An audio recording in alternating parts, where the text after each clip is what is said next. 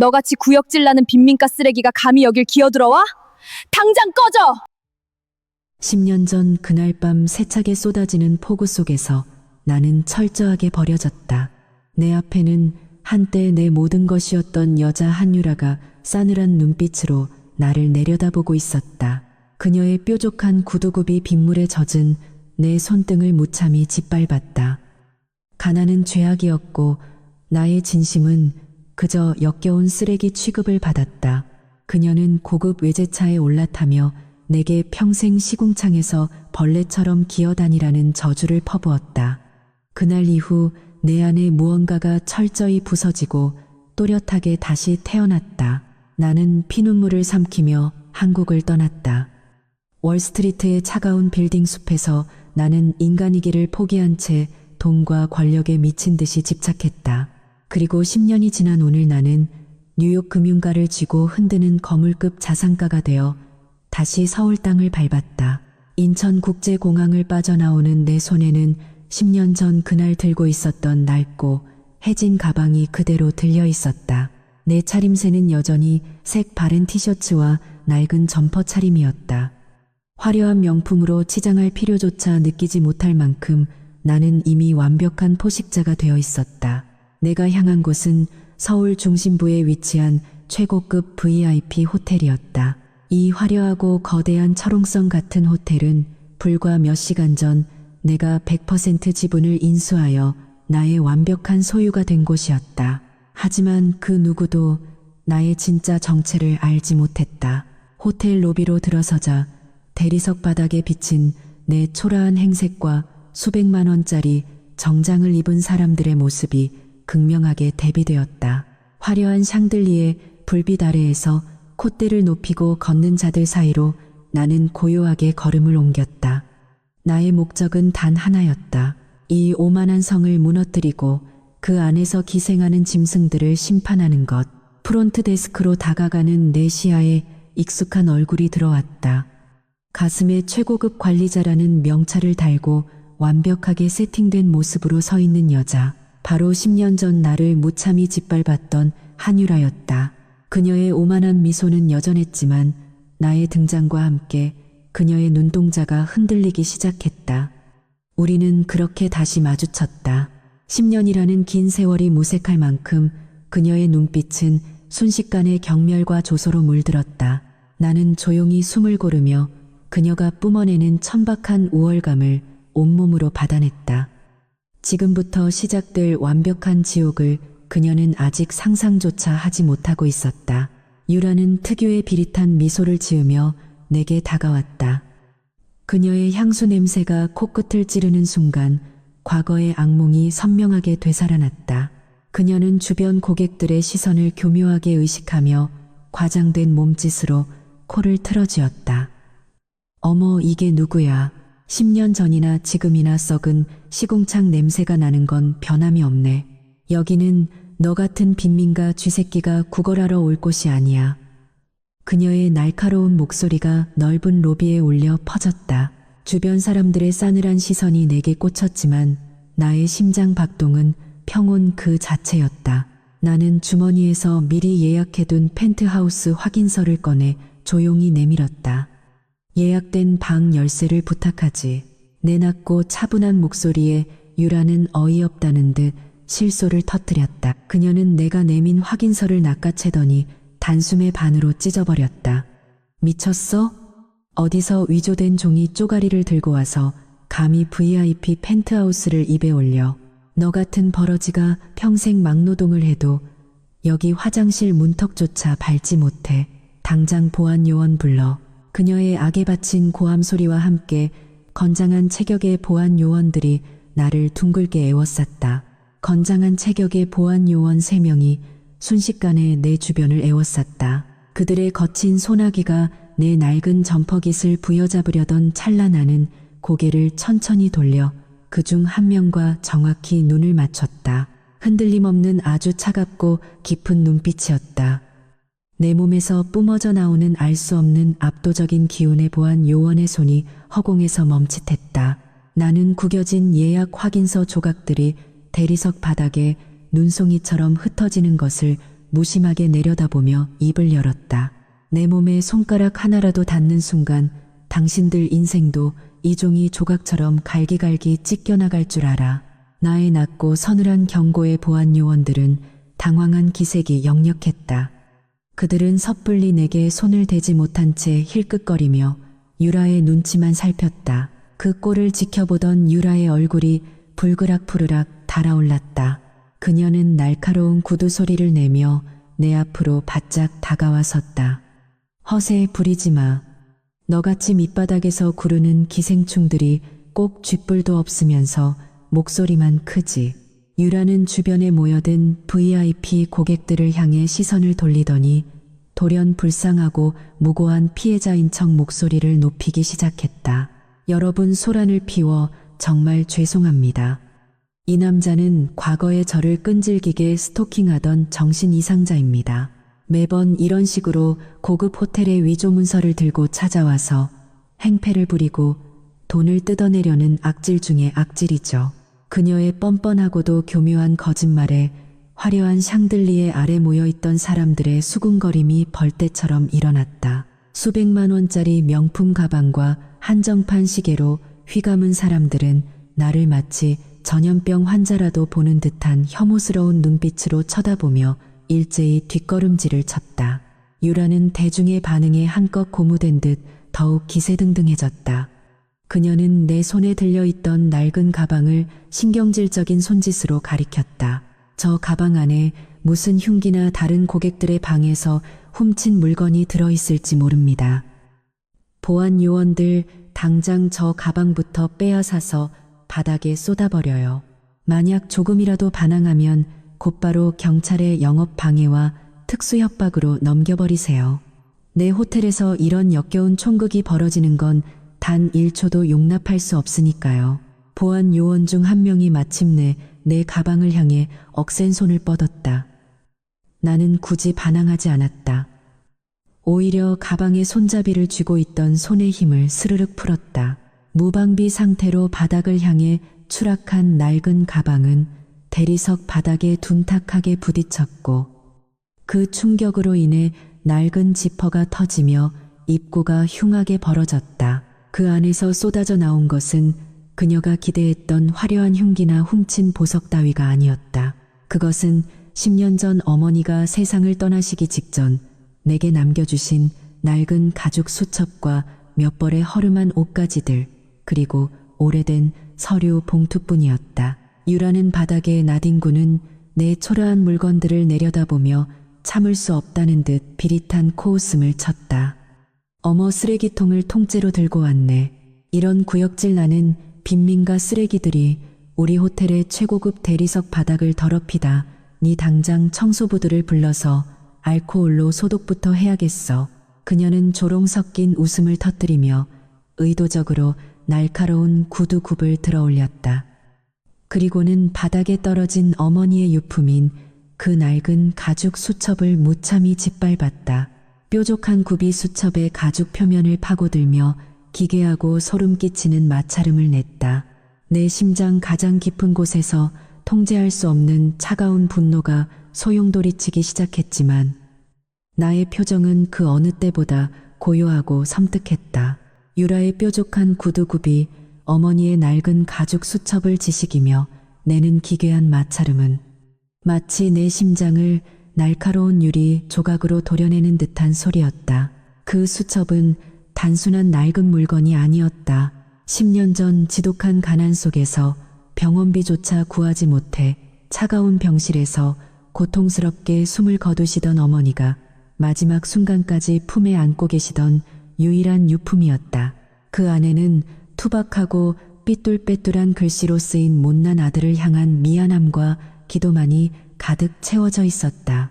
내가 월스트리트의 피도 눈물도 없는 짐승들 사이에서 인간의 이성을 놓지 않도록 붙잡아준 내 생의 유일한 성역이었다. 그런데 지금 가장 천박하고 구역질 나는 한유라의 발밑에서 그 성역이 무참히 짓밟히고 있었다. 나를 둘러싸고 있던 최고급 VIP, 로비의 공기가 일순간 무겁게 가라앉았다. 수백만 원짜리 샴페인을 들고 있던 사람들은 이 잔인한 광경을 여운거리 삼아 구경하며 노골적인 비웃음을 흘렸다. 심지어 몇몇은 휴대전화를 꺼내 들고 바닥에 나뒹구는 내 초라한 물건들과 나를 번갈아 촬영하며 조롱거리로 소비하고 있었다. 그 화려한 조명 아래서 나는 아주 천천히 한쪽 무릎을 굽혀 바닥에 주저앉았다. 나를 제압하려 서 있던 건장한 보안 요원들조차 내 몸에서 뿜어져 나오는 설명할 수 없는 짙은 살기에 압도되어 자신들도 모르게 한 걸음 뒤로 물러섰다. 나는 유라의 구두굽 밑에서 처참하게 찢겨진 수첩을 조심스럽게 주워들었다.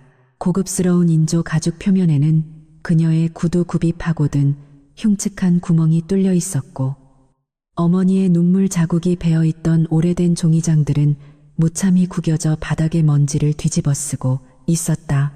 나는 떨리지 않는 아주 평온한 손길로 소매를 끌어당겨 수첩에 묻은 먼지들을 정성스럽게 닦아냈다. 내 호흡은 놀랍도록 일정했고 표정은 죽은 사람처럼 고요했다.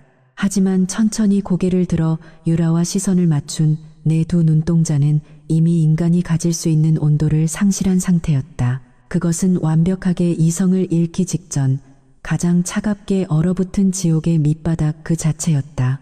너는 지금 내 입술 사이로 흘러나온 목소리는 너무도 낮고 평온해서 오히려 등골을 오싹하게 만들었다. 내 목숨을 연장할 수 있었던 마지막 기회마저 내 발로 직접 짓밟아 버렸어. 그 서늘한 음성이 로비의 소음을 뚫고 정확히 유라의 고막에 꽂혔다. 순간적으로 유라의 화려하게 화장된 얼굴에 미세한 경련이 일어났다. 오만함으로 가득 차 있던 그녀의 동공이 무의식적인 공포로 인해 잘게 흔들렸다. 본능적으로 자신이 감당할 수 없는 포식자를 마주했다는 것을 감지한 짐승의 반응이었다. 하지만 그녀는 이내 핏기가 가신 입술을 억지로 깨물며 특유의 표독스러운 억지 웃음을 터뜨렸다. 뭐라는 거야, 이 미친 사이코패스 새끼가. 고작 쓰레기장에서 주워온 다 썩은 수첩 하나 밟았다고 지금 날 협박하는 거야? 그래, 쳐봐. 이 수백 개의 CCTV, 이 카메라와 VIP 고객들이 다 지켜보는 앞에서 어디 한번 날 쳐보라고. 유라는 자신을 엄습한 기분 나쁜 공포감을 떨쳐내려는 듯 평소보다 훨씬 더 날카롭고 히스테릭한 목소리로 악을 썼다. 그녀는 내게서 시선을 피한 채 곁에 선 보안 요원들을 향해 신경질적으로 삿대질을 해댔다. 니들 뭐하고 서 있는 거야? 당장 저 미친놈을 바닥에 패대기 쳐서 밖으로 질질 끌어내. 저딴 역겨운 잡동사니들도 싹 다 모아서 소각장에 처박아 버려. 그녀의 날카로운 비명소리가 화려한 샹들리에 불빛 사이로 흉하게 흩어졌다. 유라의 날카로운 비명소리가 로비를 가로지르자 멈칫했던 보안 요원들이 다시 거칠게 내게 다가왔다. 그들의 억센 소나기가 내 낡은 점퍼를 움켜쥐고 나를 대리석 바닥에서 억지로 끌어올리려 했다. 나는 굳이 물리적인 반항을 하지 않았다. 그저 구겨진 어머니의 수첩을 가슴 안주머니에 깊숙이 밀어넣고 아주 천천히 내 두 발로 바닥을 딛고 일어섰을 뿐이다. 내가 몸을 일으키며 뿜어낸 무언의 압도적인 기운에 나를 붙잡고 있던 건장한 보안 요원들이 스스로 위축되며 슬금슬금 뒷걸음질을 쳤다. 나의 흔들림 없는 시선은 오직 유라의 화려한 얼굴에 정확히 고정되어 있었다. 그 고요하고 섬뜩한 눈빛에 유라는 무의식적으로 마른 침을 삼켰다. 자신이 부리는 보안 요원들조차 나를 함부로 다루지 못하자 유라의 자존심에 깊은 금이 갔다. 그녀는 수백 명의 시선이 집중된 이 화려한 무대에서 단 1초라도 주도권을 빼앗기는 것을 참을 수 없어 했다. 이 등신 같은 새끼들, 당장 저 벌레 같은 놈을 끌어내지 못해 월급을 처먹었으면 밥값을 하란 말이야. 유라는 이성을 잃은 듯 발악하며 주변을 두리번거렸다. 그녀의 시선이 머문 곳은 마침 로비를 가로지르던 웰컴 드링크 서비스 직원의 카트였다. 그녀는 카트 위에서 갓 내린 뜨거운 블랙커피가 담긴 은주전자를 신경질적으로 낚아챘다. 인간의 탈을 쓴 악마가 짓는 완벽한 미소.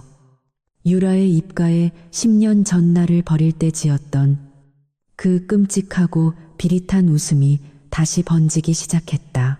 그녀는 은주전자를 들고 날카로운 구두 소리를 내며 내 코앞까지 바짝 다가왔다. 콧대 높은 VIP 고객들 앞에서 자신의 막강한 권력을 과시하고 나라는 존재를 바닥 끝까지 짓뭉개버리려는 치밀한 계산이 깔린 행동이었다. 너 같은 구역질, 나는 빈민가 쓰레기들은 말로 해서는 절대 자기 주제를 파악하지 못하지.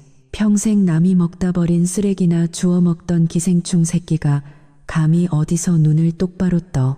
유라는 한치의 망설임도 없이 들고 있던 주전자를 기울여 펄펄 끓는 뜨거운 커피를 내 가슴팍을 향해 가차없이 들이부었다.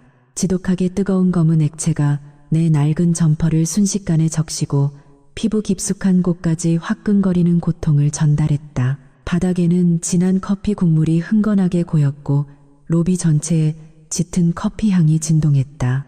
주변에서 구경하던 사람들의 입에서 경하게 찬 헛숨 들이켜는 소리가 터져나왔다. 하지만 나는 단 한 번의 눈 깜빡임도 없이 석상처럼 꼿꼿하게 서서 그 끓는 물을 온몸으로 받아냈다. 화상의 고통 따위는 아무렇지 않았다. 내 심장은 이미 지옥의 불구덩이 속에서 천번 만번 타들어가며 단련되었기 때문이다. 뜨거운 주전자를 내 발밑으로 쾅 하고 내던진 유라는 악에 바친 목소리로 소리쳤다. 내 최고급 대리석 바닥을 더럽힌 역겨운 쓰레기 냄새부터 지워. 이 호텔은 내가 관리하는 나의 성이야. 너 같은 천한 벌레 새끼가 감히 올려다볼 수 있는 곳이 아니라고. 꼴에 알량한 자존심은 남아있어서 소리 한 번 안 지르는 것 좀 봐. 10년 전이나 지금이나 넌 그저 짓밟히면 짓밟히는 대로 찌그러져 있어야 할 불쌍한 패배자일 뿐이야. 알겠어? 그녀의 악다구니가 로비에 울려 퍼졌지만 나는 시선 한 번 흔들리지 않았다. 화상으로 인해 피부가 붉게 달아오르고 찢어질 듯한 고통이 몰려왔지만 나의 내면은 오히려 거대한 빙하처럼 차갑게 가라앉고 있었다. 나는 천천히 아주 천천히 내 가슴팍에 묻은 커피 물기를 맨손으로 닦아냈다. 그 일련의 동작은 너무도 기괴할 만큼 평온해서 방금 전까지 나를 조롱하며 웃고 떠들던 VIP 고객들마저 서서히 입을 다물기 시작했다. 로비에 감도는 공기는 유라의 얄팍한 승리감에서 알 수 없는 기분 나쁜 공포감으로 조금씩 변질되어 가고 있었다. 이해할 수 없는 나의 반응에 유라의 숨소리가 눈에 띄게 거칠어졌다. 그녀는 자신이 쥐고 있는 권력의 채찍이 내게 아무런 타격도 주지 못한다는 사실에 극도의 초조함을 느끼는 듯했다. 야, 너 귀먹었어? 당장 이 바닥 핥으면서 청소하라고. 유라는 히스테릭하게 소리치며 구두굽으로 대리석 바닥을 신경질적으로 내리찍었다. 그러나 나는 그녀의 발악을 철저하게 무시한 채 주머니에서 휴대전화를 꺼내들었다. 10년 전 그녀가 쓰레기 취급하며 짓밟았던 그 가난하고 무력했던 남자는 더 이상 이 세상에 존재하지 않았다. 지금 그녀의 눈앞에 서 있는 것은 그녀의 오만한 숨통을 끊어버릴 단 하나의 절대적인 포식자일 뿐이었다. 어디서 감히 내 앞에서 누굴 부르려고 수작을 부려. 유라는 내가 쥐고 있는 휴대전화를 빼앗기 위해 다시 한번 날카로운 손톱을 세우며 달려들었다. 하지만 이번에는 달랐다. 나는 내게 뻗어오는 그녀의 손목을 아주 가볍게, 그러나 뼈가 으스러질 듯한 악력으로 낚아챘다. 유라의 입에서 고통에 찬 짧은 비명이 터져나왔다. 나는 그녀의 손목을 쥔 채로 천천히 상체를 숙여 그녀의 귓가에 차가운 숨결을 내뱉었다. 넌 방금 네가 무슨 짓을 저질렀는지 전혀 모르고 있어. 네가 내 가슴에 부은 이 커피 한 잔의 대가가 네 알량한 인생 전체를 어떻게 찢어밟길지 두 눈으로 똑똑히 지켜봐.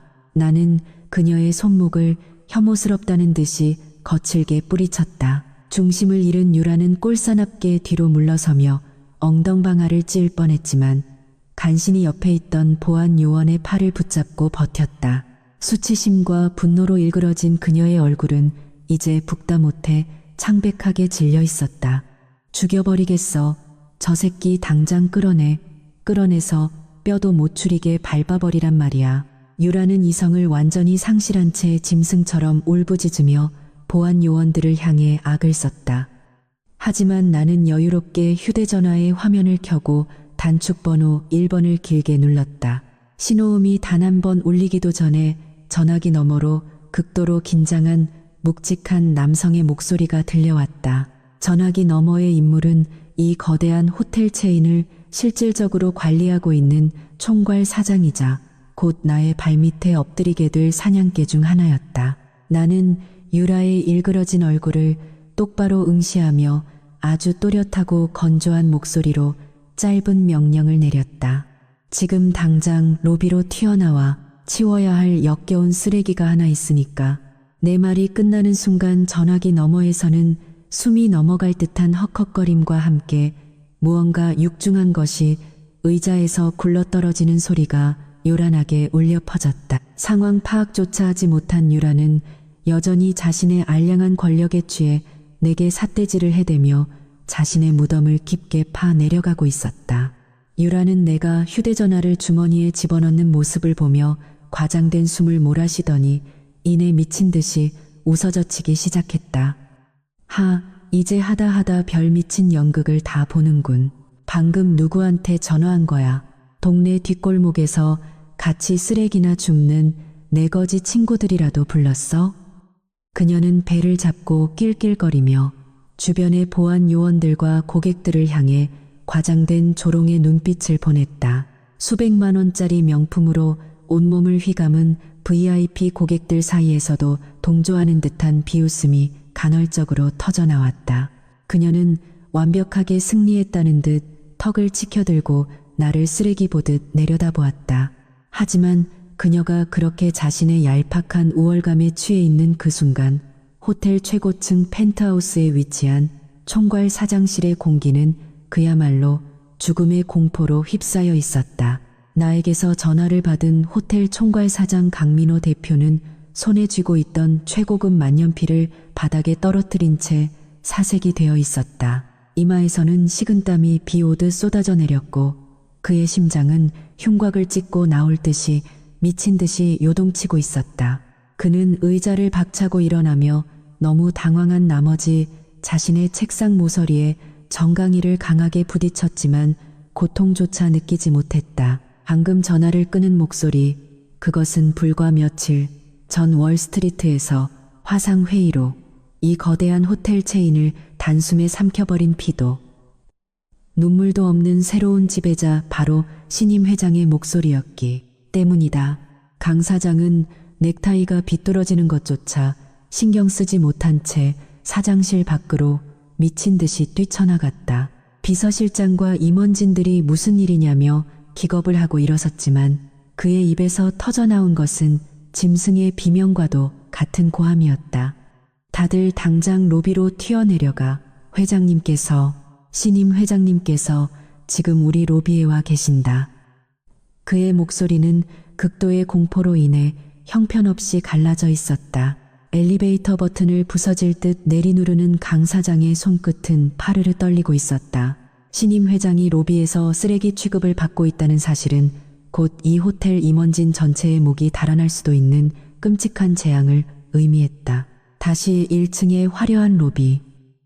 유라는 여전히 자신의 무덤이 파헤쳐지고 있다는 사실을 꿈에도 모른 채 보안 요원들에게 턱짓을 했다. 시간 끌 거 없어.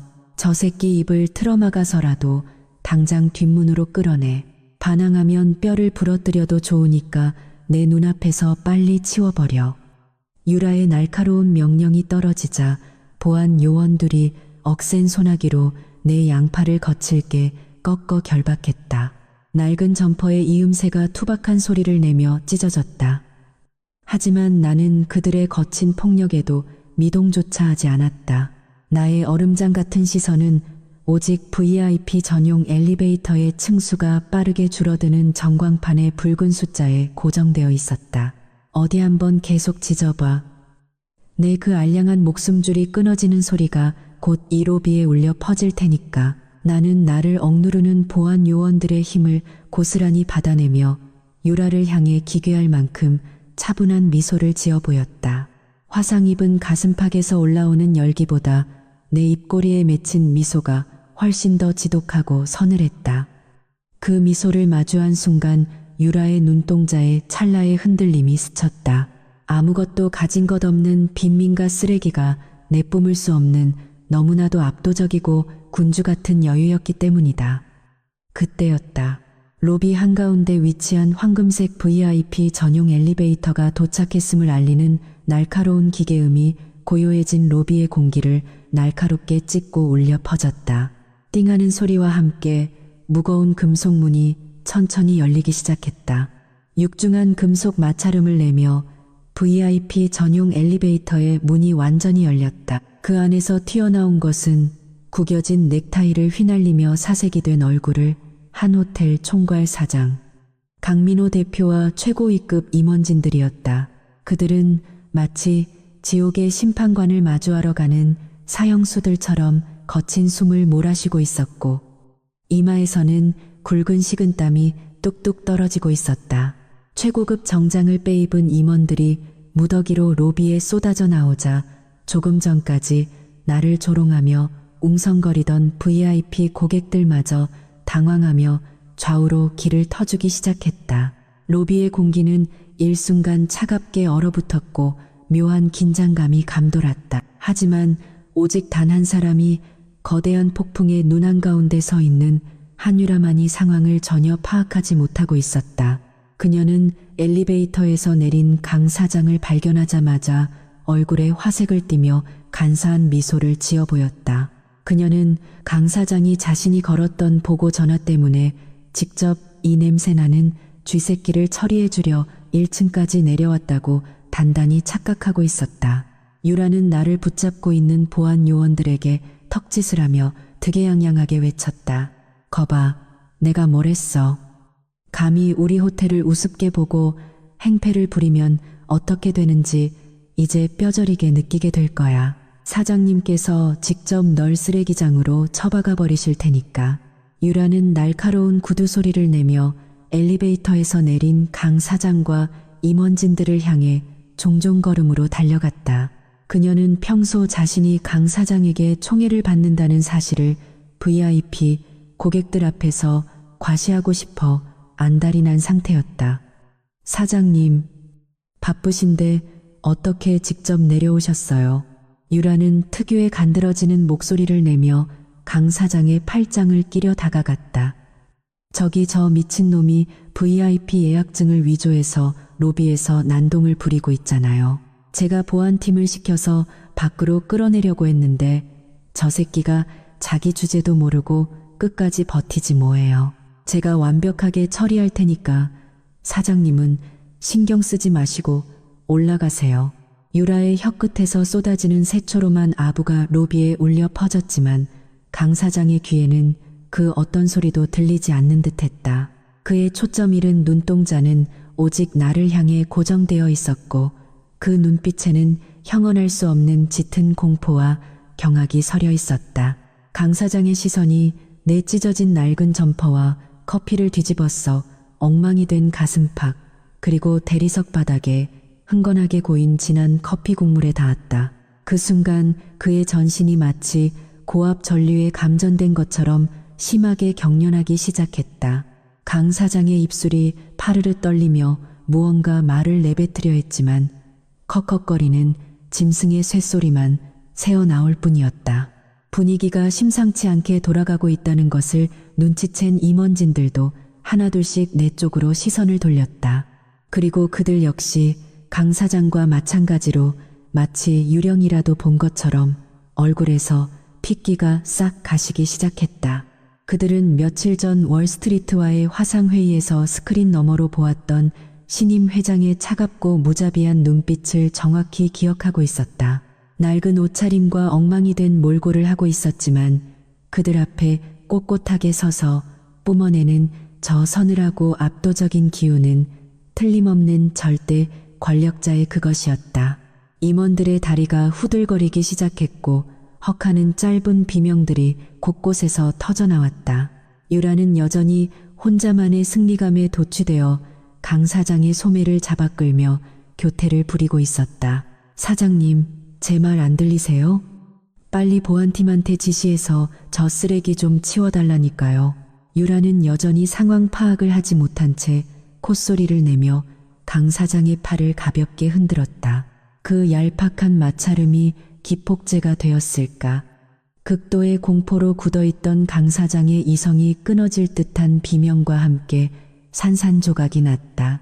그의 초점 없던 시선이 자신의 팔짱을 끼고 있는 유라의 얼굴로 천천히 향했다. 그리고 유라의 손에 들려있던 빈 은주전자와 커피로 엉망이 된 신임 회장의 가슴팍을 번갈아 보며 사태의 끔찍한 전말을 완벽하게 깨달았다. 자신이 가장 총애하던 부하 직원이 방금 이 거대한 제국의 절대 군주에게 펄펄 끓는 커피를 들이붓고 쓰레기라고 조롱한 것이다.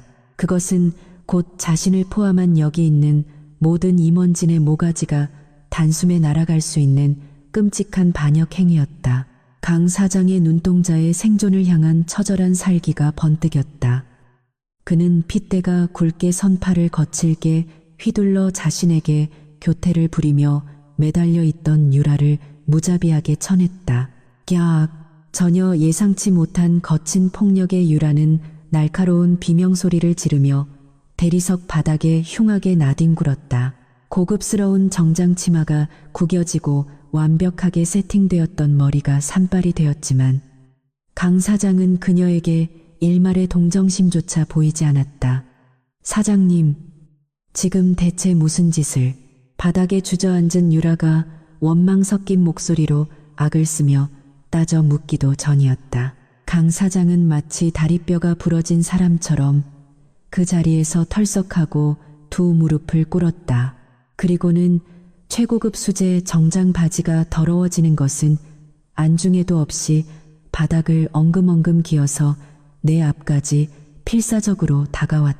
화려한 로비에 모여있던 수백 명의 VIP 고객들과 보안 요원들은 이 너무나도 기괴하고 충격적인 광경의 단체로 숨소리조차 내지 못하고 그 자리에 얼어붙었다.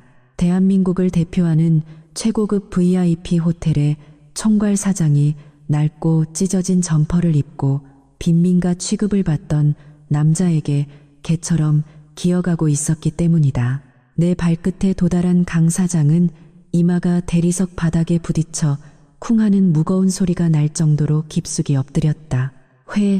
회장님, 제가 죽을 죄를 지었습니다.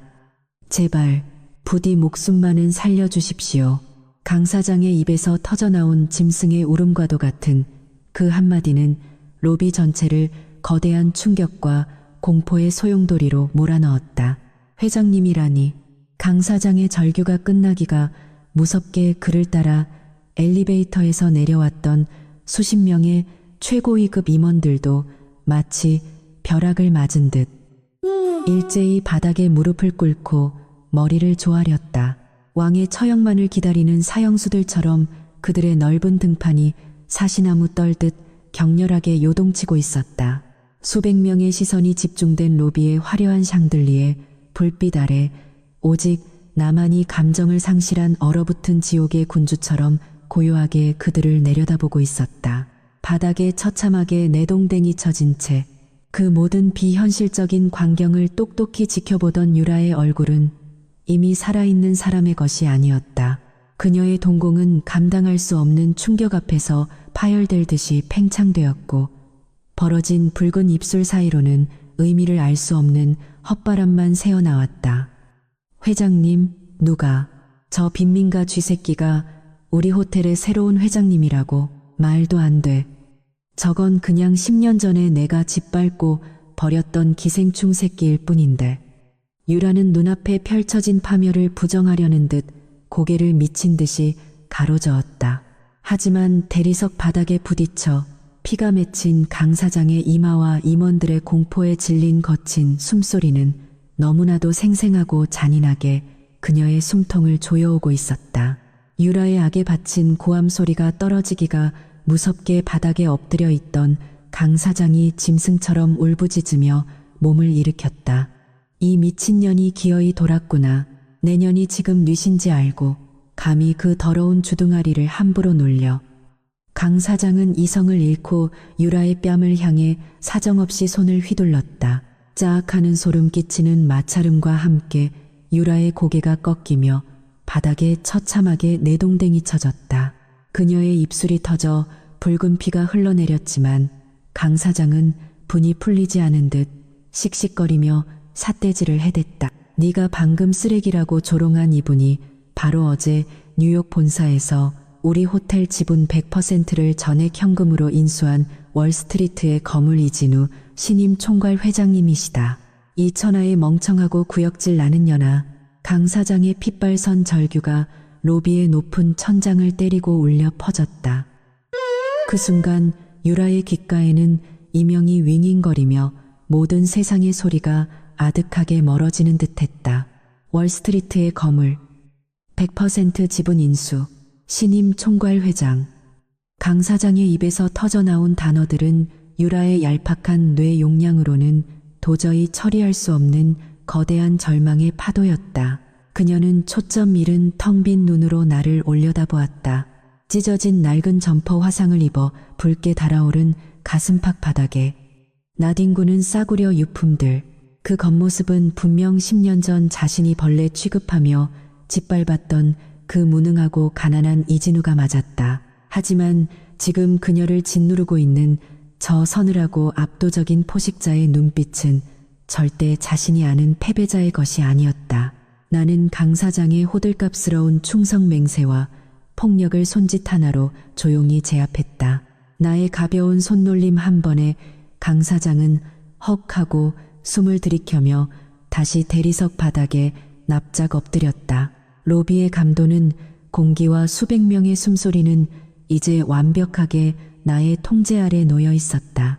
나는 바닥에 흥건한 진한 커피 국물 위로 천천히 걸음을 옮겨 유라의 코앞까지 다가갔다. 내 낡은 구두가 바닥을 밟을 때마다 그녀의 몸은 경련하듯 움찔거렸다. 나는 아주 천천히 상체를 숙여 핏기가 싹 가신 그녀의 얼굴과 시선을 맞췄다. 어때 한유라? 내 목소리는 소름이 끼칠 정도로 고요하고 부드러웠다. 네가 그토록 숭배하고 사랑해 마지 않는 돈과 권력이 방금 내 눈앞에서 짐승처럼 무릎을 꿇고 기어다니는 걸 직접 본 소감이. 나는 덜덜 떨리는 그녀의 귓가에 얼음장처럼 차가운 숨결을 내뱉었다. 내가 분명히 경고했지. 내 알량한 인생 전체가 갈기갈기 찢겨나가는 걸 두 눈으로 똑똑히 지켜보게 될 거라고. 10년 전 네가 내 손등을 짓밟고 떠난 그 비 내리는 밤 이후로 내 안의 인간적인 감정은 모두 타버렸어. 지금 내 눈앞에 있는 건 오직 널 가장 고통스러운 지옥 밑바닥으로 처박기 위해 돌아온 악마일 뿐이다. 내 서늘한 속삭임이 유라의 귓가를 파고들자 그녀의 전신이 사시나무 떨리듯 격렬하게 요동치기 시작했다. 그녀는 믿을 수 없다는 듯 자신의 머리칼을 쥐어뜯으며 짐승 같은 비명과 헛소리를 섞어 내뱉었다. 아니야, 거짓말. 네가 어떻게. 넌 10년 전에 어머니 병원비 100만 원이 없어서 내 발밑에 엎드려 울며 구걸하던 쓰레기였어. 네가 어떻게 월스트리트의 회장이 돼. 이건 다 사기야. 강 사장님 속으신 거예요. 저 새끼는 그냥 희대의 사기꾼이라고요. 유라는 피가 흐르는 입술을 덜덜 떨며 강 사장의 바지깃을 부여잡고 애원했다. 하지만 강 사장은 마치 전염병 환자를 쳐다보듯 기겁하며 유라의 손을 걷어차 버렸다. 강 사장의 무자비한 발길질에 유라는 대리석 바닥에 속절없이 나뒹굴었다.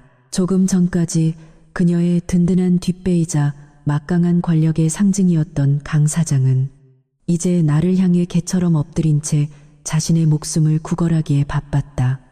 회장님, 저 미친년의 헛소리는 부디 용서해 주십시오. 전현이 제정신이 아니라서 감히 회장님을 몰라 뵙고. 강 사장의 애처로운 변명이 로비에 울려 퍼지는 동안 나는 천천히 몸을 일으켜 세웠다. 바닥에 엎드린 수십 명의 임원들과 숨을 죽이고 있는 수백 명의 고객들 위로 나의 그림자가 거대하게 드리워졌다. 나는 차가운 눈빛으로 로비 입구를 향해 고개를 돌렸다. 때마침 호텔 정문이 열리며 검은색 최고급 세단 세대가 연달아 멈춰섰다. 차문이 열리고 뉴욕 본사에서부터 나를 보좌해온 글로벌 로펌의 수석 변호사 제임스 킴과 수십 명의 전문 경호원들이 일사불란하게 로비로 들이닥쳤다. 그들은 완벽하게 각 잡힌 정장 차림으로 로비 입구를 전면 통제한 뒤 내 앞까지 걸어와 일제히 허리를 굽혀 깍듯하게 인사했다. 안녕하십니까, 회장님. 지시하신 대로 호텔 인수 합병에 관한 모든 법적 절차와 이전 경영진들의 비리 조사 파일을 가져왔습니다. 제임스 킴 변호사의 묵직하고 단호한 목소리가 로비의 정막을 날카롭게 갈랐다. 그 순간 로비 안의 공기는 완벽한 절망으로 얼어붙었다. 나를 비웃으며 휴대전화로 촬영을 하던 VIP 고객들은 사색이 되어 서둘러 사진을 지우고 슬금슬금 뒷걸음질을 쳤다. 그들은 자신들이 방금 전까지 누구를 조롱했는지 깨닫고는 두려움에 다리를 덜덜 떨고 있었다. 유라는 그제야 자신의 눈앞에 펼쳐진 현실이 결코 사기나 악몽이 아니라는 것을 뼈저리게 깨달았다. 뉴욕 최고의 로펌 변호사들이 내게 90도로 고개를 숙이는 그 비현실적인 광경 앞에서 그녀의 마지막 남은 이성의 끈마저 툭 하고 끊어져 버렸다. 나는 제임스 변호사가 내민 두툼한 서류 가방을 받아들며 바닥에 웅크려 있는 유라를 향해 시선을 던졌다. 자, 한유라. 이제 꿈에서 깨어날 시간이다. 네가 그렇게 맹신하던 이 호텔의 권력과 돈이 지금부터 어떻게 너를 갈기갈기 찢어밟기는지 똑똑히 지켜봐. 나는 바닥에 엎드려 벌벌 떨고 있는 강 사장과 임원진들을 향해 서늘한 명령을 내렸다. 당장 이 로비의 모든 출입문을 봉쇄해. 단 한 명의 쥐새끼도 내 허락 없이는 이 공간을 빠져나갈 수 없다. 오늘 이 자리에서 10년 동안 골마있던 이 더러운 쓰레기장을 완벽하게 청소할 테니까. 나의 서늘한 명령이 떨어지기가 무섭게 나를 둘러싸고 있던 수십 명의 전문 경호원들이 일사불란하게 움직이기 시작했다. 그들은 묵직한 발소리를 내며 로비의 모든 출입문을 굳게 닫아 걸고 외부와의 통로를 완벽하게 차단했다. 불과 몇 분 전까지만 해도 나를 역겨운 빈민가 쓰레기 취급하며 휴대전화로 촬영하며 비웃던 수백 명의 VIP 고객들은 이제 도간에 든 쥐신세가 되어버렸다. 그들의 얼굴에는 오만함 대신 숨막히는 공포가 자리 잡았고 누구 하나 감히 숨소리조차 크게 내지 못하는 완벽한 정적이 거대한 로비를 짓눌렀다. 나는 제임스 변호사가 건넨 두툼한 가죽 서류 가방을 천천히 열었다. 대리석 바닥에 납작 엎드려 있는 강 사장과 임원진들의 어깨가 서류 가방의 지퍼가 열리는 소리에 맞춰 파르르 떨렸다. 나는 가방 안에서 붉은색 결제 도장이 찍히내고 통지서 뭉치를 꺼내 들고 강 사장의 머리 위로 무심하게 툭 던졌다. 종이 뭉치들이 허공에서 흩어지며 강 사장의 얼굴과 유라의 무릎 위로 눈송이처럼 떨어져 내렸다. 강 사장. 당신을 포함해 이 호텔에 썩어 빠진 경영진 전원의 해고 통보서다. 뉴욕 본사의 감사팀이 지난 5년 동안 당신들이 저지른 공금 횡령과 탈세 장부를 전부 확보했어. 내일부터 당신들이 출근할 곳은 이 화려한 사장실이 아니라 차디찬 검찰청 조사실이 될 거다. 나의 선고가 떨어지자 강 사장은 이마를 바닥에 찌으며 살려달라고 울부짖기 시작했다. 회장님, 한 번만 자비를 베풀어 주십시오. 제 평생을 바친 직장입니다. 그 처절한 통곡 소리를 배경음악 삼아 나는 천천히 고개를 돌려 바닥에 주저앉아 넋이 나간 유라를 내려다보았다. 자, 이제 이 구역질 나는 연극의 진짜 주인공을 심판할 차례군, 제임스. 이 여자에 대한 파일도 전부 가져왔겠지. 나의 부름에 제임스 변호사는 안경을 치켜 올리며 태블릿 PC를 꺼내 들었다. 네, 회장님. 최고급 관리자 한유라. 지난 3년간 VIP 고객들의 개인정보를 불법으로 빼돌려 뒷돈을 챙기고 호텔 비품과 최고급 식자재를 빼돌려 사적인 이익을 취한 증거가 모두 수집되어 있습니다. 제임스 변호사의 건조한 목소리가 유라의 죄목을 하나하나 읊을 때마다 유라의 얼굴은 잿빛으로 변해갔다. 그녀는 파들파들 떨리는 손으로 바닥에 흩어진 서류들을 주워 담으려 애썼지만 소나기에 힘이 들어가지 않아 종이들은 계속해서 바닥으로 흩어졌다. 아닙니다, 회장님. 저건 다 모함이에요. 제가 어떻게 감히 그런 짓을. 유라는 무릎으로 기어와 내 바짓가랑이를 붙잡으려 했다. 하지만 나는 그녀의 손이 내 옷깃에 닿기도 전에 차갑게 한 걸음 뒤로 물러섰다. 모함? 네가 지난달 VIP 스위트룸에서 빼돌린 최고급 샴페인 20병을 내 정부에게 상납한 CCTV 영상도 모함이라고 할 텐가. 나의 정확하고 날카로운 지적에 유라의 숨통이 마침내 완벽하게 끊어졌다. 그녀의 두 눈은 뒤집힐 듯이 크게 떠졌고 핏기가 가신 입술은 마치 물 밖으로 내동댕이 쳐진 물고기처럼 뻐끔거릴 뿐 단 한마디의 변명도 짜내지 못했다. 수백 명의 시선 앞에서 완벽하고 고귀한 관리자로 행세하던 그녀의 역겨운 민낯이 가장 끔찍한 방식으로 발가벗겨지는 순간이었다. 유라의 발가벗겨진 민낯이 낱낱이 까발려지자 로비를 가득 채우고 있던 VIP 고객들 사이에서 경멸에 찬 야유가 터져나왔다. 저 여자 아까 나한테 특별 서비스 운운하면서 팁까지 뜯어갔던 그 매니저잖아. 뒤에서는 내 개인정보를 팔아넘기고 호텔 비품이나 훔쳐돌리던 도둑년이었다고. 고객들의 분노 어린 수군거림은 유라의 온몸을 난도질하는 수백 개의 날카로운 단검과도 같았다. 화려한 명품으로 치장한 오만한 관리자의 껍데기가 벗겨지고 시궁창 밑바닥을 기어다니는 본연의 흉악하고 천박한 모습이 만천하에 드러난 것이다. 그녀는 바닥에 납작 엎드린 채 사시나무처럼 떨며 차마 고개를 들지 못했다.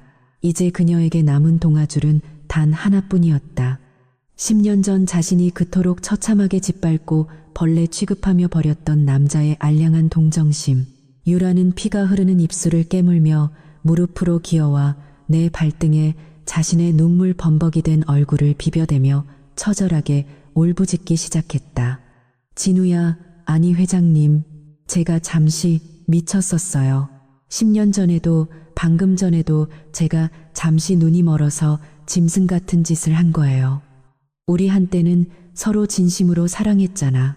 네가 그 가난하고 힘든 와중에도 나한테만큼은 네 모든 걸 다 바쳐서 헌신했었잖아. 나 한 번만 옛정을 생각해서 용서해주면 안 돼? 나 진짜 평생 내 발밑에서 똥개처럼 기면서 갚을게. 제발 살려줘.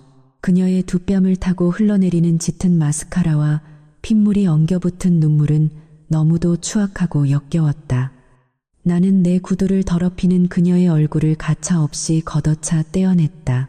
윽하는 단발마와 함께 뒤로 나자빠진 유라를 향해 나는 기괴하게 비틀린 미소를 지어 보였다.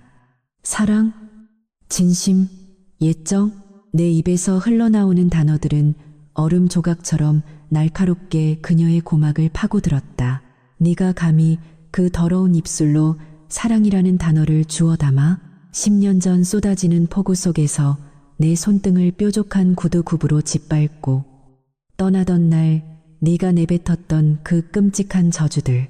나는 그날 이후 단 하루도 그 저주를 잊어본 적이 없다. 나는 가슴 안주머니에서 유라의 구두굽에 무참히 지식이고 커피에 젖어 훼손된 어머니의 낡은 가죽 수첩을 꺼내 그녀의 눈앞에 바짝 들이밀었다. 수첩에 뚫린 흉측한 구멍 사이로 진한 커피 국물이 배어든 모습은 흡사 붉은 피를 철철 흘리는 끔찍한 상처와도 같았다. 네가 방금 짓밟은 건 단순한 쓰레기가 아니라 내 마지막 남은 인류의이자 자비심이었다. 넌 내게서 일말의 동정이라도 받을 수 있었던 유일한 기회를 방금 전 내 발로 직접 걷어차버린 거야. 나는 덜덜 떨고 있는 그녀를 벌레 보듯 내려다보며 곁에 선 제임스 변호사에게 건조한 목소리로 지시를 내렸다. 제임스, 이 여자가 고의로 훼손한 내 어머니의 유품에 대한 정신적 피해 보상과 아까 저 여자가 내 가방에 부어버린 커피로 인해 파쇄된 뉴욕 본사 M&A 기밀 문서의 손해배상액을 청구해. 액수는 얼마지? 나의 질문에 제임스 변호사는 안경을 차갑게 번뜩이며 즉각적으로 대답했다. 회장님의 현재 개인 자산 가치와 우리 그룹의 글로벌 기밀 유출 훼손 기준을 적용하면 최소 5천만 달러, 하나로 약 650억 원 이상의 징벌적 손해배상 청구가 즉시 가능합니다. 당장 내일 아침 이 여자의 모든 자산과 급여 통장을 가압류 조치하겠습니다. 650억 원이라는 천문학적인 숫자가 로비에 울려 퍼지는 순간 유라의 동공이 하얗게 뒤집히며 그녀의 숨통이 완벽하게 끊어졌다. 650억 원. 그 천문학적인 숫자가 로비의 차가운 공기를 가르고 울려 퍼진 순간 유라의 호흡이 짐승의 헐떡임처럼 거칠어졌다. 그녀의 머릿속은 이미 완벽하게 하얗게 타버려 어떤 이성적인 사고도 불가능한 상태였다. 평생을 밑바닥에서 발버둥치며 남의 것을 짓밟고 빼앗아 쌓아올린 그녀의 얄팍한 성체가 단 한 번의 파도의 흔적도 없이 쓸려나가는 순간이었다. 그녀는 핏발선 눈으로 주변을 미친 듯이 둘러보았다. 어떻게든 이 지옥 같은 현실에서 자신을 구원해줄 똥아주를 찾아야만 했다. 감옥에 갈 수는 없었다. 평생을 그 천문학적인 빚더미에 깔려 구더기처럼 살 수는 더더욱 없었다. 그녀의 초점 잃은 시선이 가장 먼저 향한 곳은 자신과 은밀한 관계를 맺으며 호텔의 온갖 특혜를 뒤에서 챙겨주던 강 사장이었다. 사장님 제발 저 좀 살려주세요. 저한테 이러시면 안 되잖아요. 우리가 그동안 어떻게 지냈는데 사장님이 뒤를 봐주겠다고 시키는 대로 다 했잖아요. 유라는 대리석 바닥을 엉금엉금 기어 강 사장의 바짓가랑이를 다시 한번 필사적으로 움켜쥐었다. 화려하게 세팅되었던 그녀의 머리칼은 이미 미친 여자처럼 헝클어져 있었고 구두는 어디로 벗겨져 날아갔는지 맨발 상태였다. 하지만 강 사장은 그녀의 손이 닿자마자 마치 맹독을 품은 독사에게 물린 사람처럼 기겁하며 그녀의 명치를 거칠게 걷어차 버렸다. 이 미친년이 끝까지 혼자 안 죽고 물귀신 작전을 쓰려고 발악을 하는구나. 내가 언제 너 같은 쓰레기한테 그런 짓을 시켰어. 다 내년이 혼자서 호텔 비품을 빼돌리고 VIP 고객 정보를 팔아넘긴 거잖아. 강 사장은 이마에 피를 철철 흘리며 발악하듯 소리쳤다. 그는 자신에게 조금이라도 불똥이 튈까 두려워 안면을 철저히 몰수하고 그녀를 무자비하게 짓밟았다. 권력과 돈이라는 달콤한 꿀 앞에서는 10년의 사랑도 가차없이 짓밟고 버렸던 유라였지만 정작 자신이 가장 깊은 나락으로 떨어지는 순간 그 어떤 인간도 그녀를 위해 손을 내밀어주지 않았다. 이것이 그녀가 평생을 바쳐 숭배해온 얄팍한 인간관계의 초라한 민낯이었다. 유라는 명치를 움켜쥐고 바닥을 뒹굴며 고통스러운 쇳소리를 토해냈다.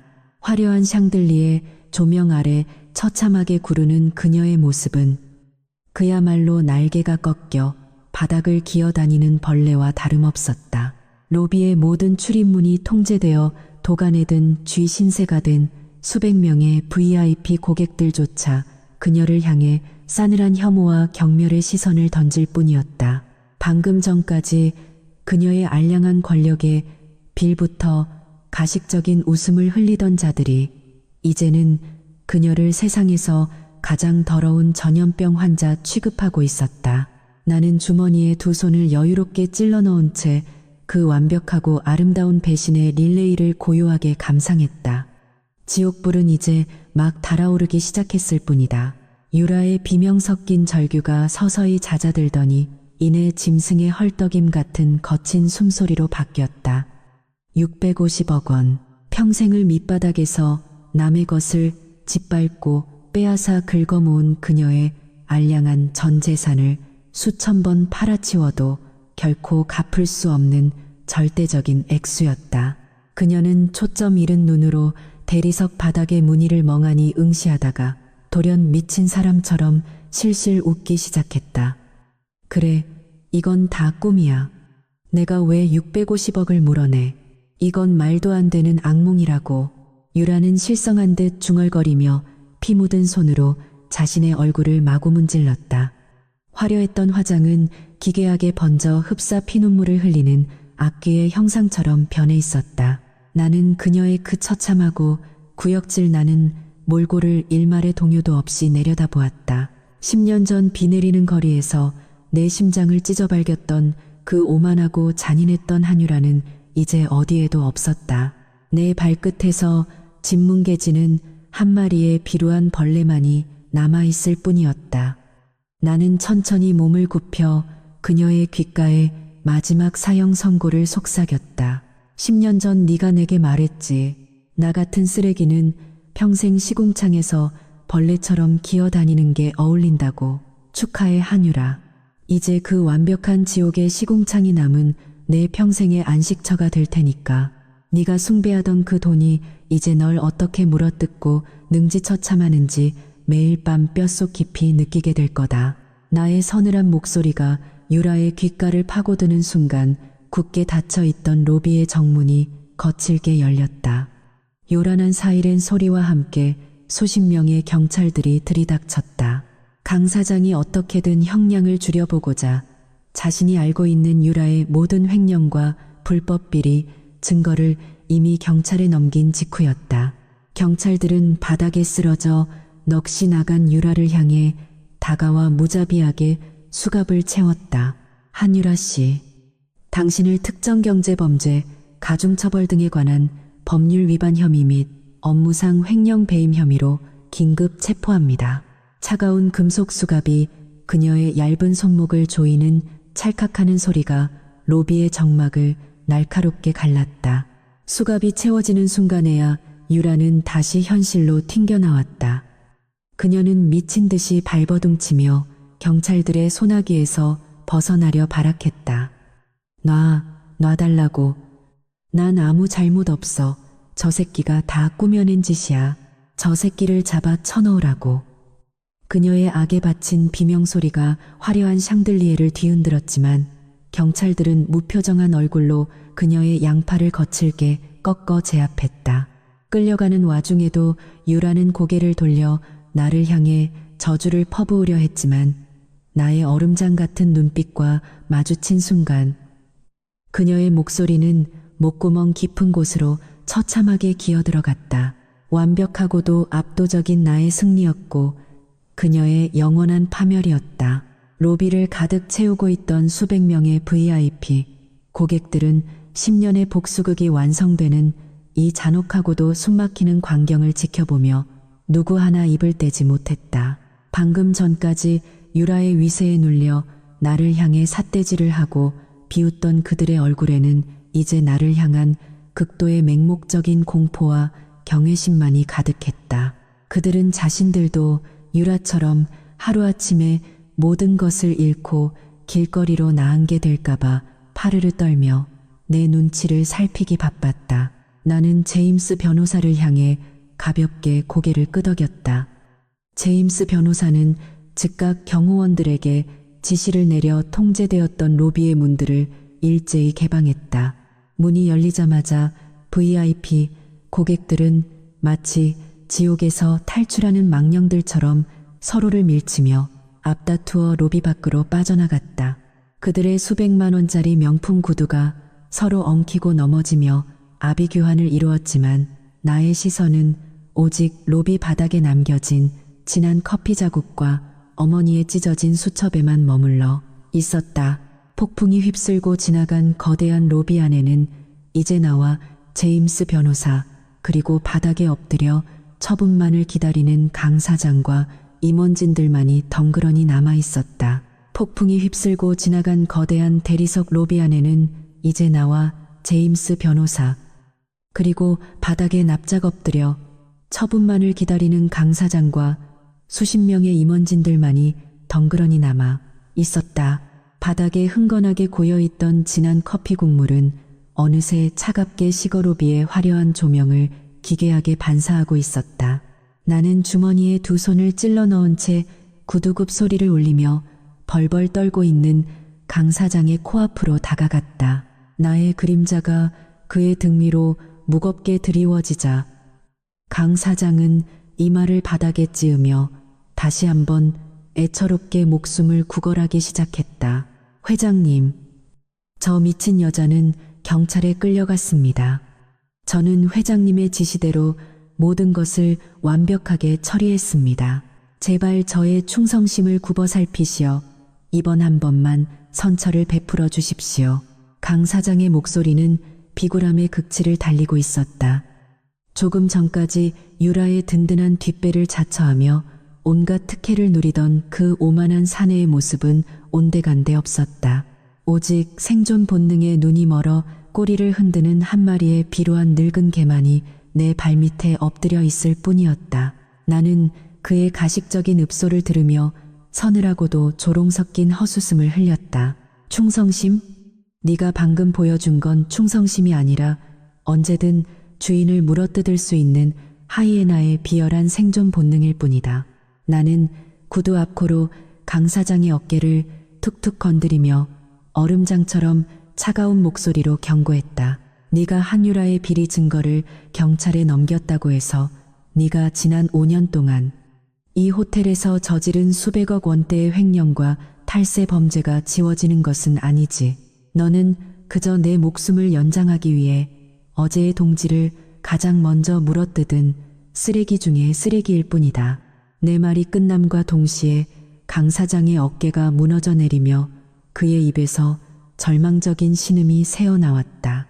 나는 곁에 선 제임스 변호사를 향해 단호하게 지시했다. 제임스, 여기 엎드려 있는 강 사장을 포함해 기존 경영진 전원의 개인 자산과 차명 계좌를 지금 즉시 모두 동결시켜. 그리고 횡령한 자금의 흐름을 끝까지 추적해서 그들의 가족 명의로 빼돌린 은닉 재산까지 단 1원도 남김없이 전액 환수해. 만약 이 과정에서 반항하거나 증거를 인멸하려는 자가 있다면 글로벌 로펌의 모든 법적 권한을 동원해서 가장 최고 형량의 징역을 살게 만들어버려. 내 철저하고 무자비한 사형 선고가 떨어지자 로비 바닥에 엎드려 있던 임원진들 사이에서 참을 수 없는 오열과 통곡이 터져나왔다. 그들은 서로를 탓하고 원망하며 짐승처럼 울부짖었지만 나는 그들의 처절한 비명소리를 완벽하게 무시한 채 뒤돌아섰다. 로비의 거대한 통유리창 너머로 10년 전 나를 매몰차게 내쫓았던 서울의 화려한 야경이 무심하게 반짝이고 있었다. 10년의 세월 동안 핏물처럼 응어리져 있던 내 안의 지독한 복수심이 마침내 그 서늘한 끝을 맺는 순간이었다. 가난하고 무력했던 과거의 이진우는 오늘 이 최고급 호텔의 대리석 바닥 위에서 영원히 죽어 없어졌다. 이제 이 도시를 지배하는 것은 오직 차갑고 잔혹한 포식자의 법칙뿐이었다. 제임스 변호사의 냉혹한 지시가 떨어지자마자 대기하고 있던 수십 명의 경호원들과 추가로 투입된 보안 요원들이 바닥에 엎드린 임원진들을 거칠게 끌어내기 시작했다. 조금 전까지 최고급 VIP 로비에서 거들먹거리던 자들은 이제 사지가 붙들린 채 짐승처럼 울부짖으며 차가운 대리석 바닥을 질질 끌려나갔다. 그들의 값비싼 정장 구두가 벗겨지고 넥타이가 뜯겨나가는 비참한 광경은 10년 동안 골마있던 이 거대한 부패의 성이 완벽하게 무너져 내리는 웅장한 피날레였다. 나는 등 뒤에서 들려오는 그들의 처절한 비명소리를 마치 우아한 클래식 교향곡처럼 여유롭게 감상하며 로비 중앙에 위치한 황금색 VIP 전용 엘리베이터를 향해 천천히 걸음을 옮겼다. 불과 1시간 전 한유라가 나 같은 빈민가 쓰레기는 평생 문턱조차 밟지 못할 것이라며 조롱했던 바로 그 엘리베이터였다. 굳게 닫혀있던 육중한 금속문이 나의 등장과 함께 스스로 스르륵 열리며 새로운 주인을 맞이했다. 나는 화상으로 인해 엉망이 된 낡은 점퍼를 벗어 경호원에게 무심하게 던져주고는 곧게 뻗은 엘리베이터 안으로 걸어 들어갔다. 제임스 변호사와 최측근 경호원들만이 나의 뒤를 따랐다. 펜트하우스가 위치한 최고층 버튼이 눌리고 엘리베이터는 묵직한 진동과 함께 서울의 화려한 스카이라인을 향해 수직으로 솟구치기 시작했다. 투명한 통유 너머로 10년 전 나를 무참히 내다버렸던 거대한 도시의 풍경이 발 아래로 까마득하게 펼쳐졌다. 비가 쏟아지던 그날 밤 한유라의 구두굽에 짓바려 피투성이가 되었던 나의 두 손은 이제 뉴욕 월스트리트의 막대한 자본과 권력을 쥐고 이 도시 전체를 흔들고 있었다. 엘리베이터가 상승할수록 내 안 깊은 곳에 남아있던 과거의 나약한 이진우의 자네들은 완전히 증발해버렸다. 화상 입은 가슴팍의 고통조차 느껴지지 않았다. 오직 철저한 복수를 완성하고 절대적인 군주로 군림하게 된 포식자의 차갑고도 짜릿한 아드레날린만이 온몸의 혈관을 타고 맹렬하게 흐를 뿐이었다. 띵하는 경쾌한 기계음과 함께 엘리베이터가 최고층 펜트하우스에 도착했다. 문이 열리자마자 숨막힐 듯 화려하고 거대한 공간이 한눈에 들어왔다. 대리석 바닥부터 천장까지 이어지는 파노라마, 창밖으로는 붉게 물들어가는 서울의 웅장한 석양이 쏟아져 들어오고 있었다. 이 펜트하우스는 이제 이 거대한 호텔 체인을 지배할 나의 새로운 옥자이자 나의 적들을 철저하게 유린하고 처단할 완벽한 통제실이었다. 나는 거실 중앙에 놓인 최고급 이탈리아산 가죽 소파를 향해 걸어가 깊숙이 몸을 묻었다. 회장님, 강민호 사장과 구 경영진 전원에 대한 횡령 및 배임 고발장이 방금 검찰청에 공식적으로 접수되었습니다.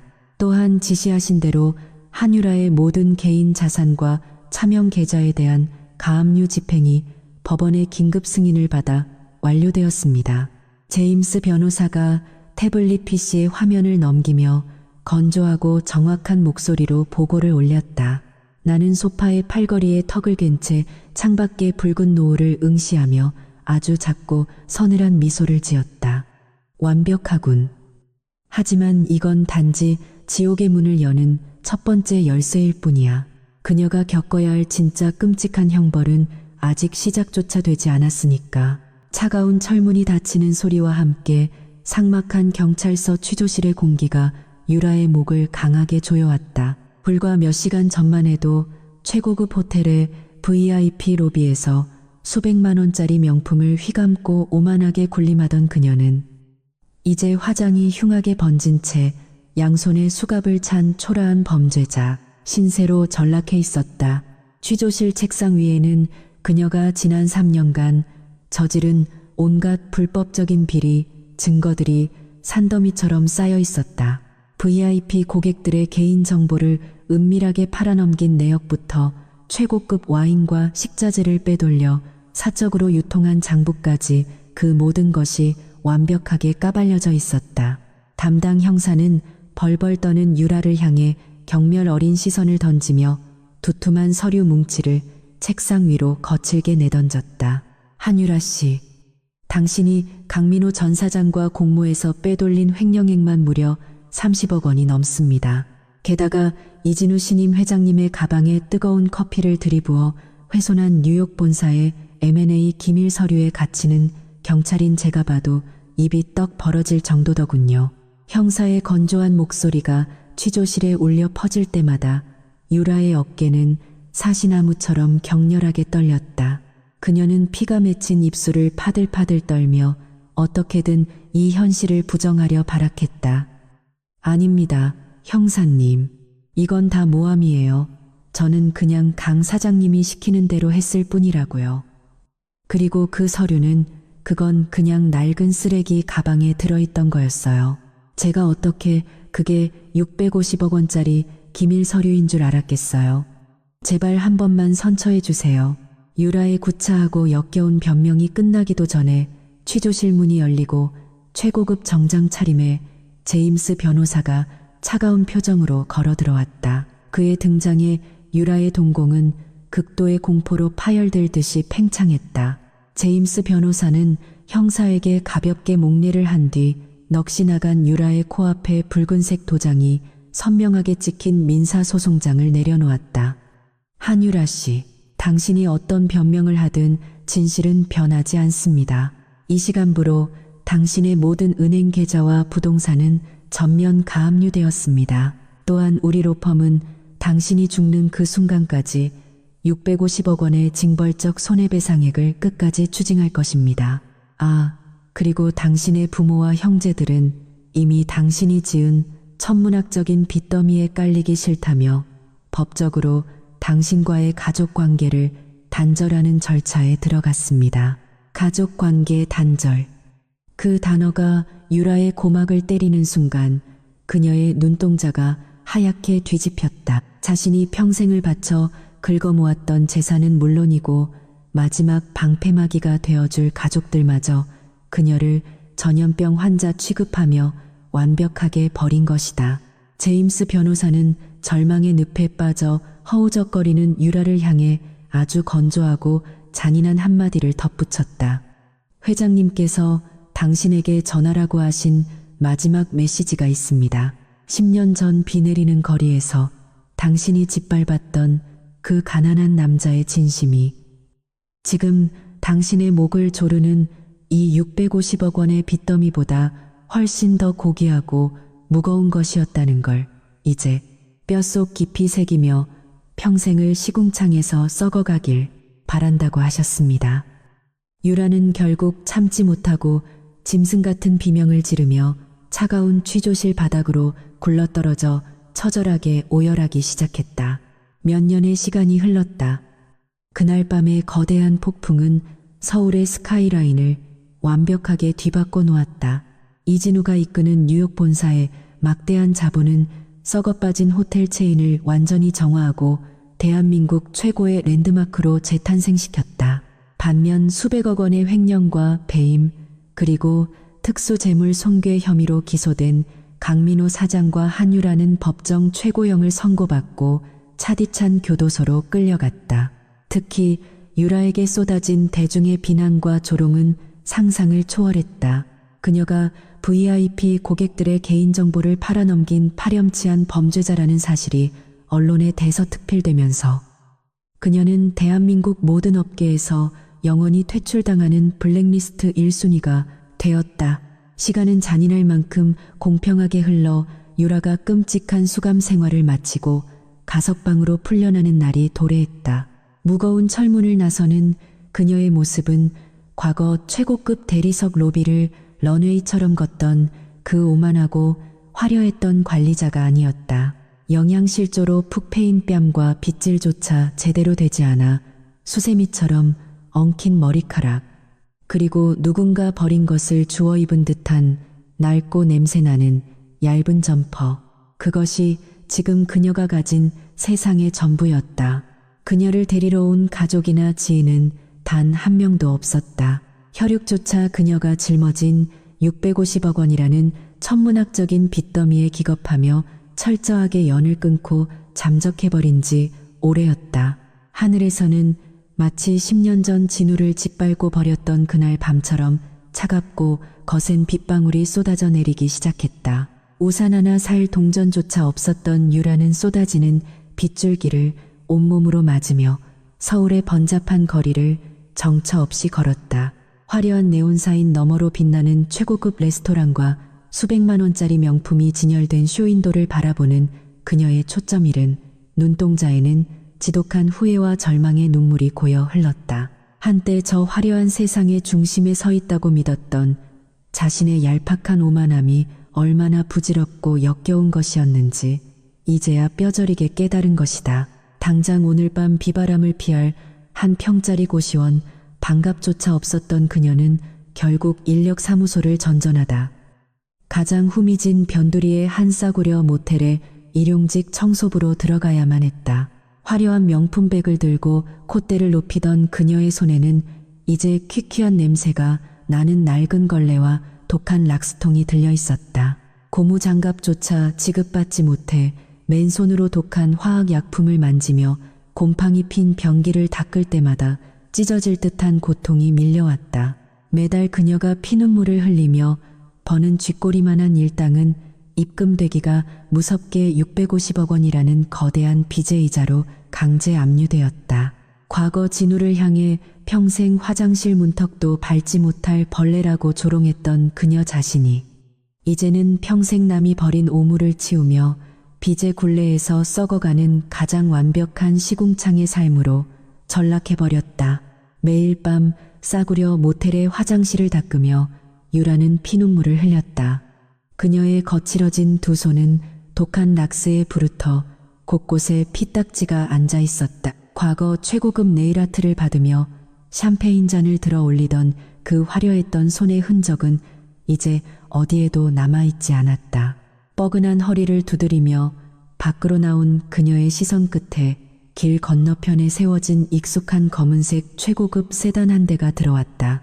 비 내리는 창문 너머로 자신을 차갑게 내려다보는 이진우의 서늘한 눈동자와 시선이 마주친 순간 유라는 들고 있던 낡은 대걸레를 바닥에 떨어뜨리고 말았다. 수치심과 절망감, 그리고 이제는 돌이킬 수 없는 지독한 후회가 그녀의 온몸을 덮쳤다. 유라는 비에 젖은 아스팔트 바닥에 무릎을 꿇고 주저앉아 짐승처럼 오열하기 시작했다. 진우야, 내가 잘못했어. 내가 정말 죽을 죄를 지었어. 제발 나 좀 살려줘. 이 지옥에서 나 좀 꺼내줘.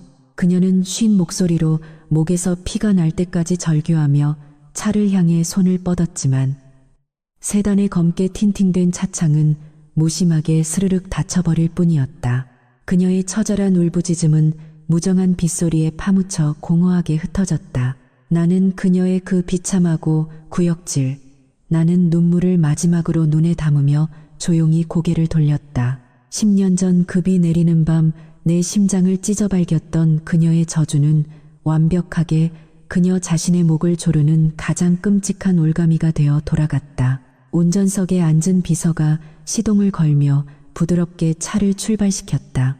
사이드미러로 멀어지는 유라의 처절한 실루엣을 바라보며 나는 아주 깊고 고요한 숨을 내쉬었다. 가난은 결코 죄가 아니지만 타인의 진심과 존엄을 짓밟은 오만함은 반드시 그에 상응하는 가장 잔혹한 대가를 치러야만 한다. 관용과 용서는 인간이 가질 수 있는 가장 숭고한 미덕이라지만 그것은 적어도 사람의 온기를 지닌 자들에게나 허락되는 사치일 뿐이다. 피도 눈물도 없이 타인을 착취하고 짓밟으며 쌓아올린 탐욕의 성은 결국 자기 자신의 무덤이 될 수밖에 없다는 것. 그것이 내가 이 지독한 복수극의 끝에서 그녀에게 내려준 마지막 자비이자 영원한 형벌이었다.